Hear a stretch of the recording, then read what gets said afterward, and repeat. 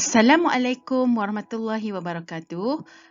Pada hari ini, saya akan berkongsi tentang cara menggunakan aplikasi Kelas Dojo untuk memberi ganjaran kepada murid-murid sebagai satu motivasi untuk mereka di dalam kelas. Selain itu, ia juga boleh digunakan oleh cikgu-cikgu dalam membuat pentadsiran bilik darjah dalam setiap mata pelajaran yang diajar. Baiklah, sebelum itu, seperti yang saya telah kongsikan dalam video saya sebelum ini, aplikasi Kelas Dojo adalah platform komunikasi sekolah yang digunakan oleh guru, pelajar dan keluarga setiap hari untuk membina komuniti yang rapat dengan berkongsi pelbagai aktiviti. Baiklah, ini adalah satu contoh kelas bagi salah satu subjek yang akan diajar oleh cikgu-cikgu. Jika dilihat bagi cikgu-cikgu yang pertama kali mewujudkan kelas untuk subjek yang cikgu ajar, ikon yang muncul adalah berupa telur-telur monster yang masih lagi belum menetas. Saya akan ajar cikgu bagaimana untuk membuatkan telur-telur ini menetas menjadi monster di hujung video ini nanti. Untuk memberi ganjaran atau markah kepada murid, cikgu-cikgu boleh memilih sama ada untuk memberikannya secara individu, kumpulan atau secara keseluruhan kelas.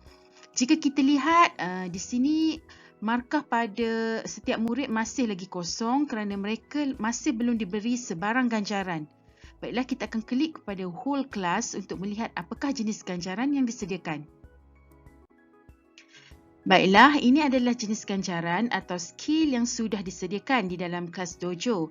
Cikgu-cikgu boleh memilih mana-mana ganjaran yang sesuai untuk diberikan kepada murid-murid cikgu. Sekiranya cikgu rasa ada yang lebih sesuai dan mahu ditambah sendiri, cikgu-cikgu boleh klik pada bahagian Add Skill dan cikgu-cikgu boleh tambah sendiri mengikut kesesuaian. Baiklah, jika cikgu telah klik pada bahagian ganjaran, markah-markah tersebut akan terpapar pada setiap orang murid cikgu. Dan cikgu-cikgu boleh kongsikan paparan kelas ini kepada murid-murid untuk mereka lihat bersama-sama. Jika cikgu-cikgu mahu memberikan ganjaran secara individu, cikgu boleh klik sahaja pada setiap ikon anak murid cikgu. Dan ia akan menjadi paparan individu seperti berikut. Cikgu klik pada bahagian positif dan pilih mana-mana ganjaran yang cikgu mahu berikan. Dan bahagian Add Skill ini, sekiranya ada contoh ganjaran lain yang cikgu rasa perlu diwujudkan, cikgu boleh klik pada bahagian Add Skill. Dan paparan seperti ini akan muncul, cikgu-cikgu boleh tambah sendiri. Contohnya, jika ada murid-murid cikgu pada hari tersebut berkongsi makanan dengan rakan-rakannya, cikgu boleh tambah di sini dan klik pada bahagian markah dan pilih berapa poin yang mahu diberi. Setelah berpuas hati, klik Save. Dan ini pula poin yang cikgu boleh pilih untuk cikgu letak sebagai markah yang akan diberikan kepada murid nanti. Jangan lupa untuk klik butang Save. Dan sekarang ganjaran yang cikgu telah wujudkan tadi akan berada di bahagian ganjaran yang lain seperti ini. Okey, pada bahagian Need Work adalah bahagian yang cikgu rasa murid perlukan penambahbaikan. Cikgu klik pada bahagian ini. Klik pada bahagian Edit Skill. Okey, cikgu klik pada Need Work dan kemudian Add Skill. Okey, berikut adalah contoh penambahbaikan yang boleh diwujudkan dan pada bahagian point, ia akan menunjukkan penolakan markah seperti demerit.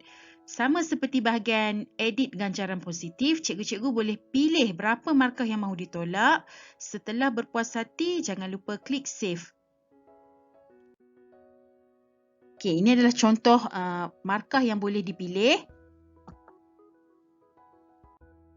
Okey, contoh item yang telah cikgu setkan, ia akan berada di bawah paparan Need Work yang mana perkara yang perlu diberi penambahbaikan. Cikgu-cikgu jangan risau, setiap bahagian sama ada ganjaran positif atau ganjaran yang perlu diberi penambahbaikan, sistem akan meminta cikgu-cikgu membuat pilihan sama ada cikgu nak kongsi kedua-dua point ataupun positive point only ataupun cikgu boleh pilih tidak mahu berkongsi sebarang point.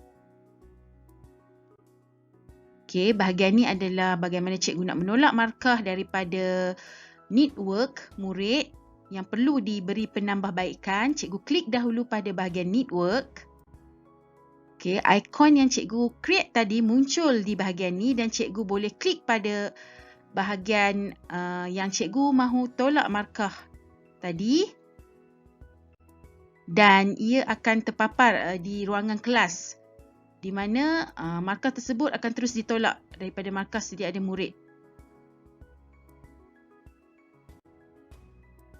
Baiklah, seperti yang saya telah janjikan pada awal video tadi, saya akan ajar cikgu bagaimana cara nak setting untuk menjadikan telur murid menetas menjadi monster.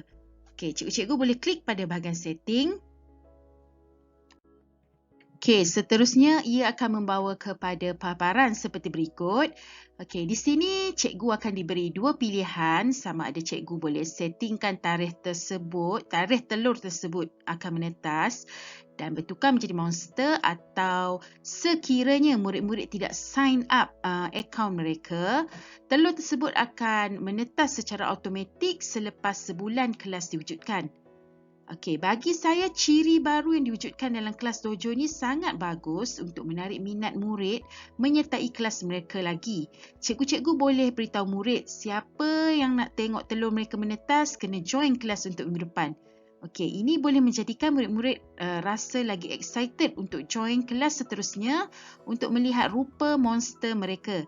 Tapi tarikh yang cikgu nak edit tu perlulah sekurang-kurangnya 5 hari selepas cikgu create kelas yang cikgu create kelas cikgu tu. Ini adalah satu ciri yang saya rasa sangat menarik. Dan ada lagi satu cara, iaitu cara yang kedua, cikgu-cikgu boleh minta murid-murid terus mendaftar atau sign up ke dalam akaun masing-masing. Caranya dengan cikgu klik dahulu pada bahagian student login. Kemudian klik classroom login dan di sini cikgu klik I agree dan ia akan membawa kepada paparan seperti berikut. Okey, di sini cikgu-cikgu akan diberi 3 pilihan. Yang pertama melalui scan QR code. Cikgu-cikgu boleh klik pada bahagian tersebut dan tunggu sehingga aplikasi Dojo menjana QR code untuk kelas dan kemudian macam biasalah cikgu-cikgu boleh berikan QR code tersebut kepada murid-murid. Atau pilihan yang kedua menggunakan text code. Text code ini boleh digunakan selama 2 hari dan selepas 48 jam, cikgu-cikgu perlu klik semula pada bahagian tersebut untuk kod terbaru, untuk mendapatkan kod yang baru.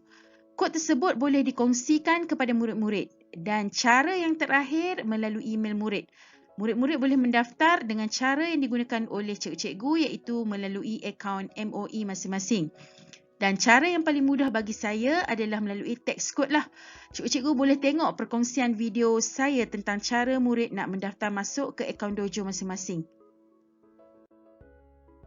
Dan ini adalah contoh-contoh bagaimana murid boleh mendaftar masuk melalui scan QR code, melalui text code atau email. Dan apabila murid berjaya masuk ke akaun mereka, beginilah paparan yang mereka akan lihat pada peranti masing-masing. Mereka cuma perlu mencari nama mereka dan klik pada bahagian nama tersebut. Dan ini adalah paparan dashboard akaun murid. Murid-murid boleh melihat apa saja yang dikongsi pada bahagian ini. Mereka boleh melihat markah mereka dan mereka juga boleh share segala bahan yang mereka ada di ruangan ni, termasuklah gambar, video dan ada juga fungsi draw seperti whiteboard untuk mereka buat aktiviti, memuat naik fail dan menulis journal. Dan pada bahagian report, mereka boleh semak ganjaran apa yang telah diperolehi sepanjang minggu dan mereka boleh membuat penambahbaikan lah pada masa akan datang untuk minggu seterusnya. Okey, ini adalah keadaan kelas sebelum murid mendaftar masuk ke akaun mereka di mana mereka masih lagi melihat telur-telur dan bukan rupa monster. Dan ini setelah mereka login ke dalam akaun dan mereka paparan monster ni akan secara automatik bertukar setelah murid-murid mendaftar masuk. Dan setakat itulah sahaja perkongsian saya untuk cara cikgu-cikgu memberi ganjaran kepada murid. Kita akan berjumpa lagi dalam video yang seterusnya. Assalamualaikum.